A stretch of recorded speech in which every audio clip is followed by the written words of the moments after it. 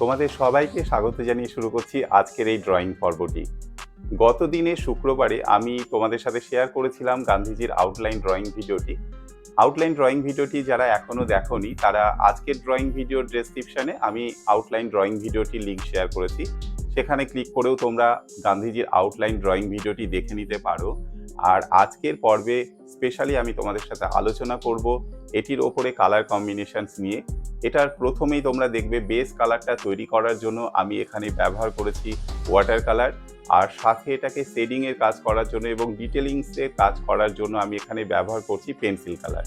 তো এই সমস্ত কালার কম্বিনেশনসগুলো কি সেগুলো আমি সমস্ত ড্রয়িং জুড়েই তোমাদের সাথে আলোচনা করব, এবং পুরো টিউটোরিয়ালটায় যদি তোমরা থাকো তাহলে নিখুঁতভাবে তোমরা দেখতে পারবে কত সুন্দরভাবে এখানে কালার শেডিংয়ের কাজ করা যেতে পারে।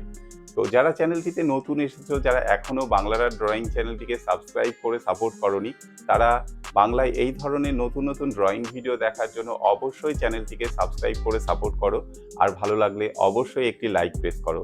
চলো ছবিটি শুরু করা যাক।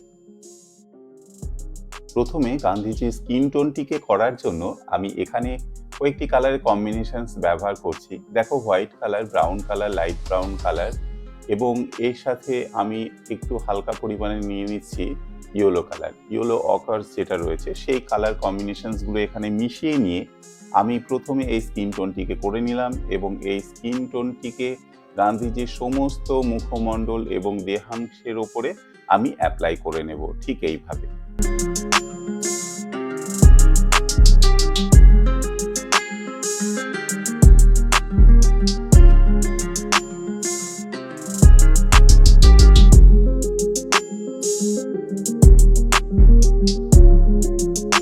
ওকে, স্কিন টোনটি হয়ে যাওয়ার পর এবারে ব্রাউন কালারটাকে আমি নেব, এবং যে সমস্ত ডার্ক এরিয়াগুলো আছে স্কিনের ওপরে, যে লাইনগুলো হবে এবং যে রিঙ্কেলসগুলো হবে, যে ভাঁজগুলো হবে এবং যে শ্যাডো এরিয়াগুলো হবে, তার উপরে আমি ঠিক এইভাবে ব্রাউন কালারটিকে অ্যাপ্লাই করে নেব।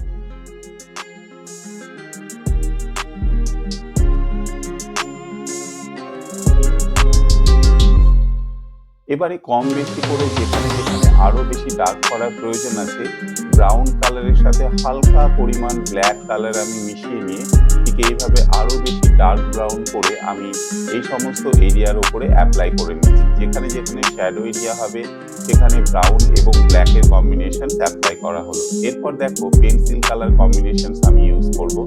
মোটামুটিভাবে ওয়াটার কালার দিয়ে বেস কালারটি তৈরি হয়ে যাওয়ার পর এবার পেন্সিল কালার দিয়ে বাকি শেডিংয়ের কাজগুলো আমি করব।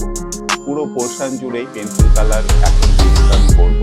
মুখমণ্ডলের যা কিছু স্কিন টোন হবে বা যে সমস্ত লাইট এবং ডার্ক এরিয়াগুলো হবে সমস্তটার ওপরেই আমি এখন পেন্সিল কালার অ্যাপ্লাই করছি। দেখো, ব্রাউন কালার দিয়ে এইভাবে হালকা হালকা করে ঘষে নিয়ে আমি এখানে অংশগুলোকে ঠিক করে নিচ্ছি। এরপর পিচ কালার পেন্সিলটা দিয়ে ব্লেন্ডিং এর কাজ করে নিচ্ছি, আর যেখানে যেখানে ডার্ক হবে বা শ্যাডো হবে সেই সমস্ত পোর্শনগুলোতেও আমি এইভাবে আলাদা আলাদা পেন্সিল কালার ইউজ করছি। স্পেশালি চোখের পোর্শনেও দেখো যে সমস্ত ডার্ক এরিয়াগুলো আছে সেখানেও কিন্তু আমি তিনটে পেন্সিল কালার ইউজ করেছি। একটা তো ব্রাউন কালার পেন্সিল, ব্ল্যাক এবং পিচ কালার, এই তিনটে কালার কম্বিনেশন নিয়েই ম্যাক্সিমাম মুখমণ্ডলের পোর্শনটাকে আমি এখানে কালার করে নিয়েছি।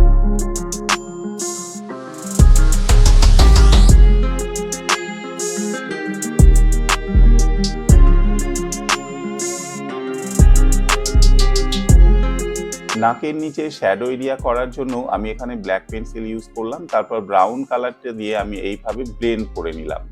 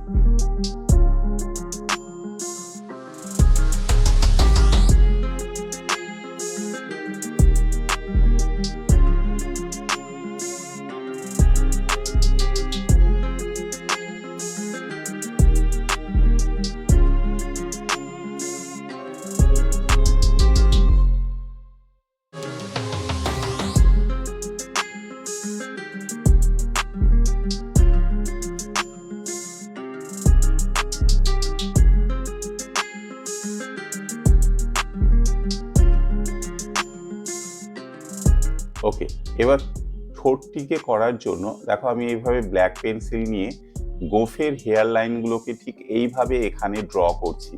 হালকা হালকা করে, অল্প অল্প করে এবং লাইন বাই লাইন এগুলোকে করে নিতে হবে। যে সমস্ত শ্যাডো এরিয়াগুলো আছে সেই শ্যাডো পার্টগুলোকে আমি এইভাবে ব্ল্যাক পেন্সিল কালার দিয়ে এখানে ড্র করে নিলাম। ঠোঁটের ভাঁজটিকেও আমি হালকা করে ব্ল্যাক পেন্সিল দিয়ে করে নিয়ে এরপর রেড কালার পেন্সিলটিকে আমি এইভাবে ভেতর থেকে ইউজ করছি এবং বাইরেও একটু চেপে চেপে ইউজ করে খুব হালকা করে এখানে প্রেস করে আমি এইভাবে অল্প অল্প করে একটা রেডিশ ভাব ঠোঁটের ওপরে তৈরি করে নিচ্ছি।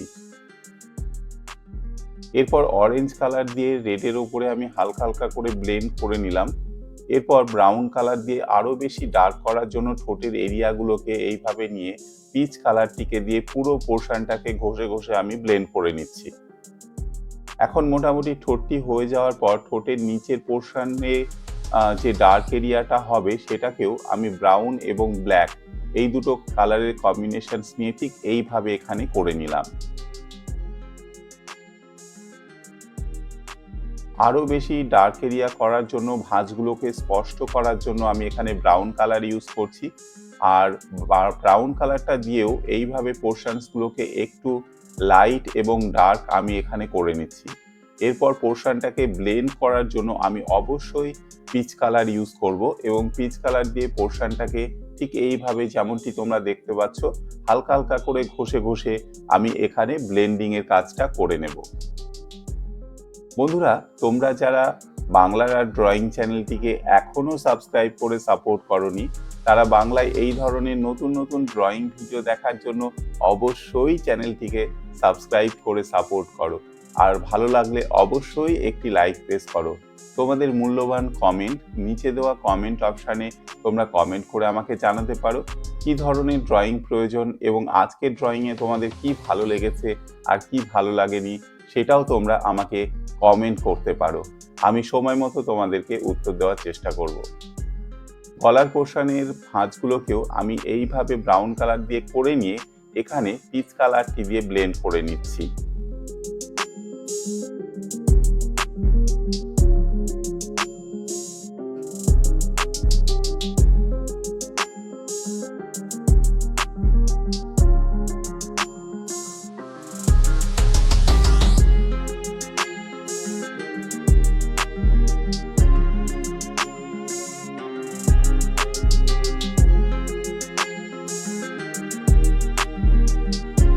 এই পোর্শনটির ওপরেও আমি ব্রাউন কালার পেন্সিল ইউজ করছি এবং ব্রাউন কালার পেন্সিলটাকে হালকা হালকা করে ঘষে নিয়ে ব্লেন্ড করার জন্য এখানে আমি আবারও পিচ কালার পেন্সিলটিকে ইউজ করছি ঠিক এইভাবে।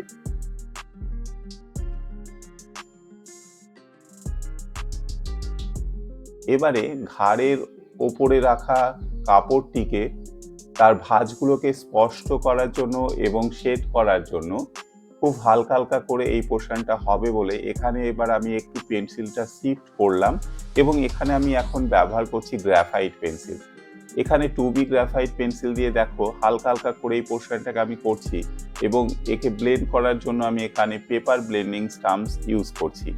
এখন এতে কি হবে, কাপড়ের যে ভাঁজগুলো থাকবে সেই কাপড়ের ভাঁজগুলো খুব সুন্দর করে কিন্তু ফুটে উঠবে সমস্ত দৃশ্যের ওপর এবং সমস্ত পোর্শনে কাপড়ের পুরো পোর্শনটাকে আমি একই রকম ভাবে কিন্তু এখানে 2B পেন্সিল দিয়ে সেট করব এবং পেপার ব্লেন্ডিং স্টাম্পস দিয়ে পুরো পোর্শনটাকে আমি এখানে ব্লেন্ড করে নেব। চলো সম্পূর্ণটা দেখে নেওয়া যাক।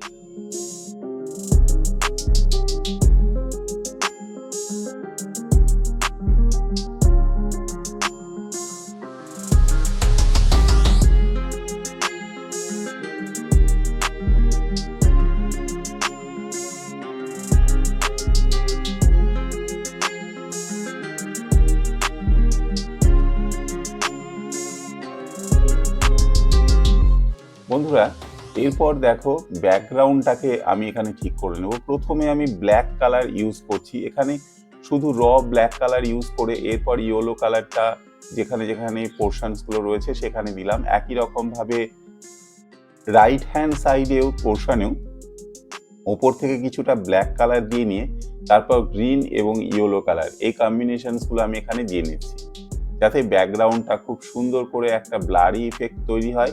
সেটা আমি তোমাদেরকে দেখাবো পুরো পোর্শনটার ওপরে। কম বেশি যেমন যেমন ব্ল্যাক দরকার আছে বা গ্রিন কালারের দরকার আছে, সেই কালার কম্বিনেশনসগুলো একটু ডার্ক করে ব্যাকগ্রাউন্ডে আমি এখানে ইউজ করছি।